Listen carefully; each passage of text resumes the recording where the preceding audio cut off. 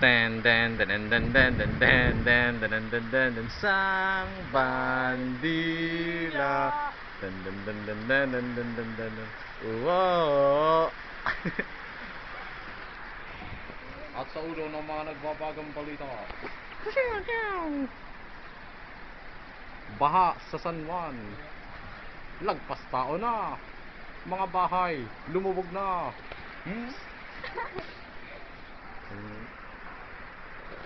Ayan po no mga kaibigan, kitang-kita sa aming camera no na bumaha na talaga ang buong barangay Bati sa San Juan.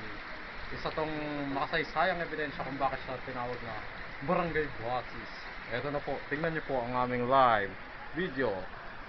Now na. Dun. May investigador. Mayroon guys.